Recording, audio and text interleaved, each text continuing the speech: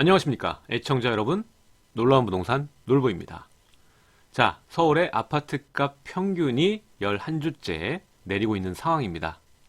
이러한 상황 속에 매일 같은 악재성 기사들이 쏟아져 나오고 전세 상황도 굉장히 안 좋죠. 그렇기 때문에 투자자와 그리고 내 집 마련을 하시려는 실수요자 모두 매수 심리가 굉장히 위축되어 있는 상황입니다. 하지만 서울의 모든 집들이 떨어지고 있을까요? 그건 아니다라는 거죠. 지금 현재는 대세 하락이 아니라 조정이다라는 게 굉장히 중요합니다.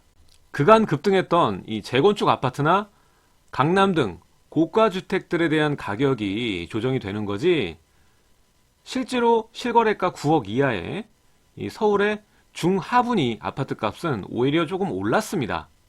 그리고 이 중위 아파트 가격대를 보면은 거래가 없는 이 절벽 상태에서도 하방 경직도가 굉장히 단단하게 유지된 모습을 볼 수가 있습니다. 여기서 여러분들이 판단해야 될 점은 서울의 아파트 중위 가격이 이제 9억이라는 사실과 상대적으로 하방 경직도가 높은 중위 및 하위 아파트 가격이 키맞추기를 하면서 시장 전체가 수렴하고 있다는 뜻입니다. 이럴 때일수록 언론에 동화되지 마시고 현재의 시장 상황을 정확히 분별해내는 변별력이 필요하시고요. 그리고 꾸준한 공부를 통해서 남보다 한 수 앞을 보는 시야를 가지시는 게 굉장히 중요하다고 생각이 됩니다. 어쩌면 경쟁자가 줄어들고 있는 지금이 여러분께 완벽한 기회를 제공할 수도 있습니다. 시청하기 전에 좋아요, 구독하기 버튼 눌러주시고요. 상단에 놀부 스터디 카톡방을 누르시면 스터디방으로 이동하실 수가 있습니다. 자, 오늘은 이 서울과 수도권의 집가를 다시 한번 흔들 수 있는 뇌관이 되는 이 토지 보상금에 대한 이야기를 해볼까 합니다. 올해 서울과 수도권 일대에 풀리는 돈만 14조 원이고요. 전국에서 풀리는 토지 보상금이 22조 원입니다. 예정대로 모두 집행된다면 2010년 이명박 시절 이후에 최대 규모로 보상금이 풀리게 됩니다. 정부의 규제가 계속되는 상황에 최근 집값이 안정세를 보이고 있지만 조정장세일 뿐이지 아직까지는 유동성이 유지가 되고 있는 상황이고요. 토지보상금이라는 이 막대한 유동성이 풀리게 된다면 이 수도권의 땅값이 다시 한번 흔들리고 집값까지 자극할 수 있다라고 봅니다. 자, 지금 보시는 이 그림은 내년에 풀리는 토지 보상금에 관한 것이고 SOC 사업 보상금은 제외되어 있습니다. 총 20조 4,500억이라는 이 토지 보상금이 풀리고 그 중에 수도권이 14조 5천억에 달하는 과반을 차지하고 있습니다. 71%가 넘는 토지 보상금이 수도권에 풀린다는 얘기죠. 자, 왜 토지 보상금이 뇌관이 된다 이런 말을 하는 걸까요? 특성 때문에 그런데 토지 보상금은 대체적으로 다시 인근 토지나 부동산으로 다시 재투자되는 특성을 가지고 있습니다. 그 이유가 뭐냐면 토지 보상을 받으면 이 지방세 특례가 있습니다. 1년 이내에 인근 부동산을 취득을 할 때 취득세를 면제를 해주거든요. 그리고 농지 같은 경우에는 2년 이내에 산다면 취득세를 면제를 해줍니다. 이 혜택이 생각보다 큰 것이기 때문에 마땅한 투자처가 없는 지금 상황 같은 경우에는 당연히 다시 인근 토지나 부동산에 투자를 할 수밖에 없는 상황이죠. 실제로 이 작년부터 토지 보상금이 늘어나기 시작하면서 땅값의 상승세도 굉장히 높아지고 있는 상황입니다. 이 작년 비교를 해보면은 2018년 1월부터 10월까지 서울은 5.02%에 그리고 지방은 3.12%의 땅값이 올랐습니다. 뿐만 아니라 이 경기 인천을 포함한 수도권은 꾸준한 상승세를 기록하고 있습니다. 자, 역사는 반복된다고 하죠. 과거 2004년 전후로 2기 신도시였던 판교 신도시 토지 보상금이 2조 4천억이 풀리면서 그 보상금이 다시 시장을 역습해서 재투자가 되면서 수도권 일대와 아파트 가격을 올렸던 기억이 납니다. 하지만 토지 보상금이 많이 풀린다고 해서 부동산 가격이 무조건 올라갈 것이라는 공식이 있는 것은 아닙니다.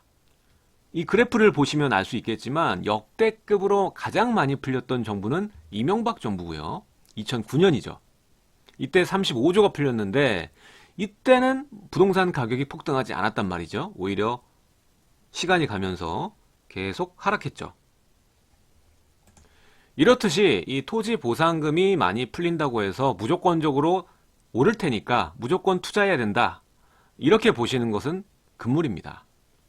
자, 이명박 때를 보자면 역대급으로 35조가 토지 보상금으로 풀렸는데도 불구하고 2008년 이 서브프라임 모기지 사태로 인해서 금융위기가 찾아왔었고, 이거보다 더 큰 이유로 제가 생각하는 건 보금자리, 반값 아파트의 영향으로 인해서 땅값은 물론이고 전반적인 부동산 가격이 하락하다 보니까 투자 심리 자체가 위축이 돼 있었고, 이때는 이러한 조건들의 영향으로 인해서 토지 보상금의 뇌관이 터지지 않았습니다. 그러니까 여러 가지 조건과 정황이 들어맞아야 이 토지 보상금 자체도 투자금의 일환이기 때문에 투자 심리와 시장 상황이 굉장히 중요하다는 뜻이 되겠죠. 자, 앞으로 2019년, 2020년, 2021년을 보면 약 25조 원가량으로 유지되는 모습을 볼 수가 있습니다. 이렇듯 토지 보상금은 뇌관임에 분명하고 시장 분위기에 따라서 민감하게 움직일 것입니다. 자, 그럼 이렇게 2009년 이후에 역대급으로 풀리는 보상금이 과연 부동산 시장에서 뇌관으로 작용해서 터질 것인지 아니면 그렇지 않을 것인지 주요 변수를 확인해 볼 필요가 있겠습니다. 자, 첫 번째, 이 토지 보상금이 일정 시간 동안 지속적으로 지급이 된다는 점, 이건 상당히 큰 변수일 수 있습니다. 일단 3기 신도시가 발표된 마당에 2021년 이후에도 계속적인 토지 보상금이 나올 수 있는 환경이 조성된다는 거죠. 게다가 이 3기 신도시가 발표가 됐기 때문에 이미 주변 지역에 투자자들이 몰리고 있는 상황이고요. 이 보상금이 다시 3기 신도시 주변에 흘러갈 확률도 있어 보입니다. 자, 그리고 양극화를 들 수가 있는데 앞으로 보상금이 나오더라도 예전에는 이 서울과 수도권뿐만 아니라 지방까지, 특히 지방에도 유입이 많이 됐는데 앞으로 이 토지 보상금이 흘러갈 곳은 양극화가 굉장히 클 거라는 거죠. 서울과 수도권처럼 이 부동산 가격을 선도하는 이 1급지로 토지 보상금이 흘러갈 것이다 라고 예상을 할 수가 있습니다. 자, 그리고 두 번째는 개발 호재입니다. 일단 개발 호재가 앞으로 꾹꾹 눌려있던 것들이 터질 게 굉장히 많기 때문에 이것도 주요 변수가 될 수 있다는 거죠. 일단 첫 번째, GTX가 있겠죠. GTX도 지금 B노선 같은 경우에는 아직 향방이 결정되지 않았지만 이미 A노선 보시면 개발지 위주로 지가가 많이 올라간 모습 볼 수가 있고요. 이미 미분양 같은 경우에도 거의 다 소화가 됐습니다. 이렇듯이 이 G2X 및 도로 개발, 도로 여건이 좋아지는 곳에 이 토지 보상금이 흘러갈 변수로 작용할 수 있다는 점. 게다가 3기 신도시 발표할 때 여러 가지 그 도로교통망 개발에 대한 그 계획 발표를 했거든요. 그러니까 이것이 시장 상황이 지금에서 조금이라도 반전을 보이기 시작한다면 스포트라이트를 받으면서 투자 로드맵이 될 수 있다는 겁니다. 정부의 이 도로망 개발 계획이. 이제까지 보면 이 토지 보상금이 흘러가는 방향 보면 거의 대부분이 토지입니다. 그렇기 때문에 이러한 GTX하고 도로교통망 개발 계획, 이거 상당히 중요한 부분이거든요. 여기서 여러분들이 조심해야 될 점은 요즘에 이 3기 신도시 발표되고 나서도 마찬가지지만 이 블로그나 아니면은 뭐 전화나 해서 토지 투자라고 기획부동산이 굉장히 활개를 많이 칩니다. 토지 투자가 나쁜 건 아닌데 굉장히 장기간이 걸릴 수 있고 여러분들이 눈으로 확인을 하시고 접근을 하셔야겠습니다. 실제로 토지 보상금을 생각을 하고 투자를 하실 때는 생각보다 수익이 낮을 수 있거든요. 거의 뭐 120%, 130% 정도밖에 안 되는 수익을 볼 수 있기 때문에 그렇게 고수익이다 이렇게 생각하시면 금물이에요. 그러니까 뭐 10배, 20배 이런 거 생각하시고 토지 투자 생각하시면 절대 안 된다는 말입니다. 자, 세 번째 변수는 바로 저금리의 지속 가능성이 높다는 점입니다. 국내 상황은 두말할 필요도 없이 저금리로 가야 되는 게 맞고, 미국의 금리 상황이 굉장히 중요하다고 볼 수 있는데, 이번에 무역전쟁 치르면서 증시 기반이 너무나 많이 무너졌기 때문에 상당 시간 동안은 금리가 급등할 요인이 없어 보입니다.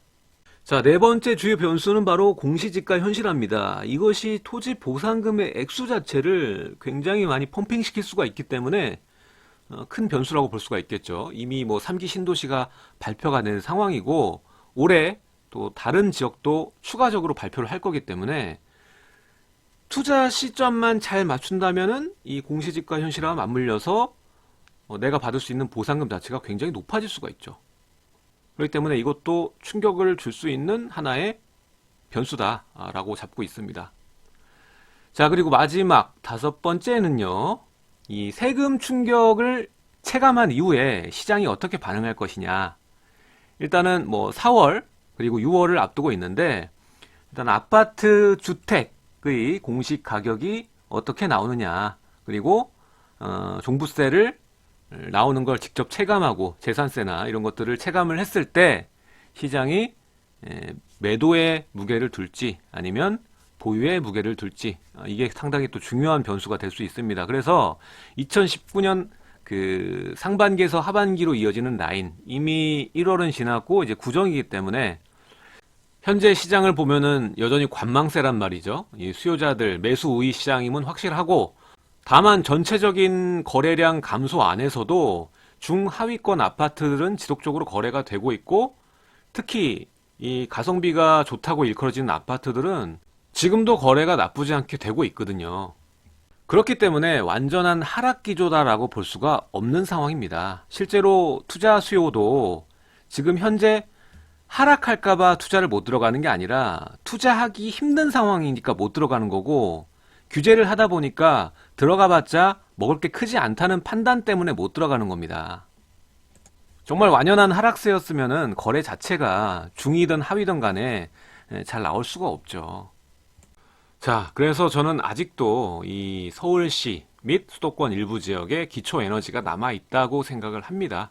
자, 지난번 장과 같은 대세적인 급등장은 연출되기 어렵지만 아직도 이 조정기와 맞물려서 일부 지역은 계속 좋은 반응을 보이고 있기 때문에 국지적인 지역적인 상승은 언제라도 나올 수 있다라고 생각을 합니다. 자, 일단 이 보상금 자체가 작은 금액이 아니라 또 지속적으로 굉장히 많이 나오죠. 3기 신도시까지 합치면은 뭐 꾸준하게 토지 보상금이 풀린다고 볼 수가 있는데, 이게 시장에 적게라도 영향을 줄 겁니다. 아예 안 줄 수는 없거든요. 한 가지 확실한 것은 이 재투자되는 지역은 서울 및 수도권이 될 것이다 라고 생각을 합니다. 자, 오늘은 이렇게 토지 보상금에 대해서 이 뇌관이 터질 수 있는 주요 변수 5가지와 그간의 이야기를 해봤습니다. 자, 많은 분들이 놀라운 부동산 스터디 카톡방에 들어와서 소통을 하고 계시니까 여러분들도 함께 참여하시면 좋을 것 같습니다.